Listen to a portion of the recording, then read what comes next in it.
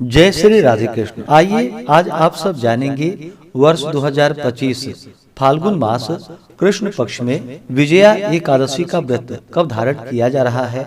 तो जानेंगे व्रत के शुभ मुहूर्त के बारे में, पारण कब और किस चीज से किया जाएगा, इस दिन भगवान को विशेष करके किस वस्तु का भोग लगाए, इस दिन क्या करे क्या ना करे। तो आइए जानते हैं इन सबों के बारे में।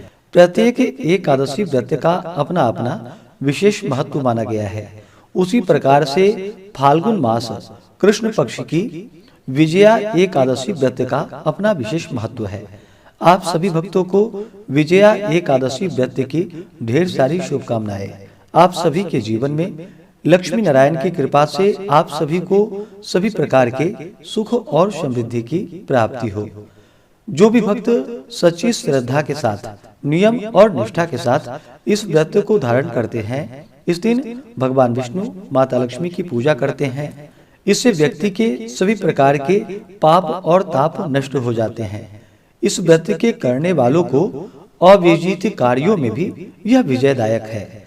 राज दरबार में बैरियों से तथा परीक्षा आदि में सफलता प्राप्त कर धन, वैभव, लक्ष्मी प्राप्ति हेतु यह व्रत अत्यंत उपयोगी है तथा अंत समय में भगवान की कृपा से विष्णु धाम की प्राप्ति होती है। तो आइए जानते हैं विजया एकादशी व्रत के शुभ मुहूर्त पारण समय के बारे में। फाल्गुन मास कृष्ण पक्ष की एकादशी तिथि प्रारंभ समय 23 फरवरी 2025 दिन रविवार दोपहर 1:57 और एकादशी तिथि की जो समाप्ति है वह 24 फरवरी 2025 दिन सोमवार दोपहर 1:46 पे एकादशी तिथि की समाप्ति है।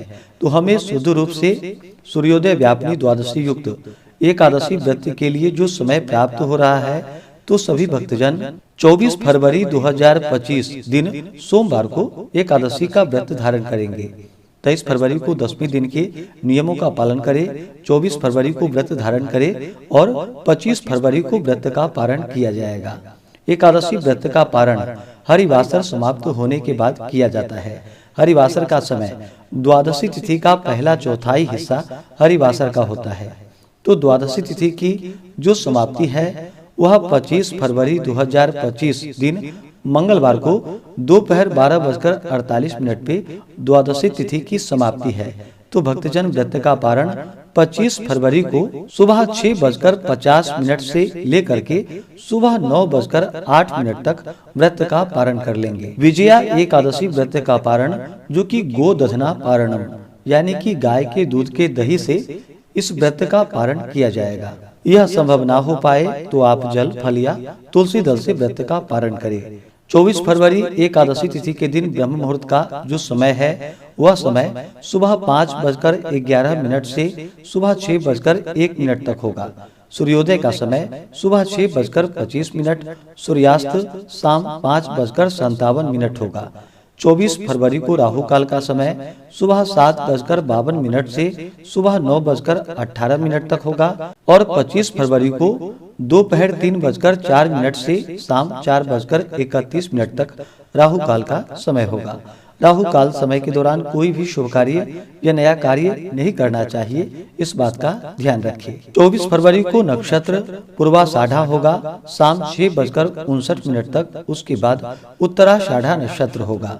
योग सिद्धि योग होगा सुबह 10:05 तक। उसके बाद व्यतिपात योग होगा और पारण के दिन 25 फरवरी को त्रिपुष्कर योग बन रहा है जो कि सुबह 6:50 से रात्रि 12:47 तक होगा, जो कि बड़ा ही अच्छा योग बन रहा है। जो भी व्रती हैं उन्हें व्रत के लिए दशमी के दिन से ही व्रत में नियमों का पालन करना चाहिए। दशमी तिथि के दिन शुद्ध और सात्विक आहार ग्रहण करनी चाहिए।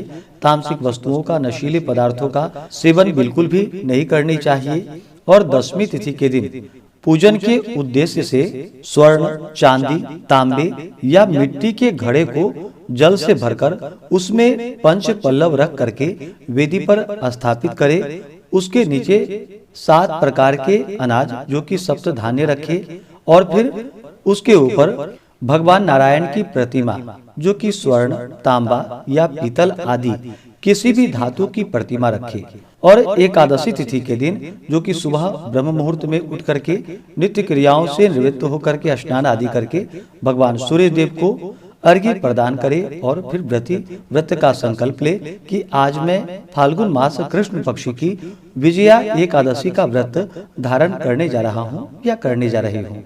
इस प्रकार से भगवान से प्रार्थना करे कि यह व्रत निर्विघ्न मेरा पूर्ण हो और हमें पुण्य फलों की प्राप्ति हो। इस प्रकार से भगवान से प्रार्थना करे और एकादशी तिथि के दिन रात्रि उपवास रहते हुए व्रत को धारण करे। जो उपवास नहीं रह पाते हों, जिनका स्वास्थ्य सही ना हो, तो आप एक समय फलाहार ग्रहण करके व्रत को धारण करें। और जो आपने भगवान की प्रतिमा को स्थापित की है, उनका विधिवत, जो कि गंध पुष्प धूप दीप आदि से उनका पूजन करके जहाँ तक हो सके उसी कलश के सामने बैठ करके दिन रात्रि भगवान का पूजन आरती भजन कीर्तन आदि करते हुए एकादशी की दिन और एकादशी की रात्रि को व्यतीत करनी चाहिए। और द्वादशी की सुबह नित्य क्रियाओं से निवृत्त होकर के स्नान आदि करके शुद्ध वस्त्र धारण करके, अगर आपके पास नदी तालाब आदि हो तो वहां पे जा करके कलश को ले जा करके विधिवत उनका पूजन करके उस कुंभ का, उस कलश का, जो कि और भगवान की प्रतिमा का ब्राह्मणों को दान करना चाहिए। इसके बाद ब्राह्मणों को भोजन करवा करके दान दक्षिणा दे करके उनसे आशीर्वाद प्राप्त करनी चाहिए और भगवान को व्रत अर्पण करना चाहिए और समय के अनुसार व्रत का पालन करना चाहिए। इस प्रकार व्रत को धारण करने से, जो कि भगवान विष्णु अपने भक्तों पर अति प्रसन्न होते हैं, इस दिन भगवान को विशेष प्रकार से, जो कि सिंघाड़े फल का भोग लगाना चाहिए और उसे प्रसाद के रूप में ग्रहण भी करना चाहिए। जब भी भगवान को भोग लगाते हैं तो तुलसी दल डाल करके ही भगवान को भोग लगाए। बिना तुलसी दल के भगवान उस भोग को स्वीकार नहीं करते हैं, तो इस बात का ध्यान रखें।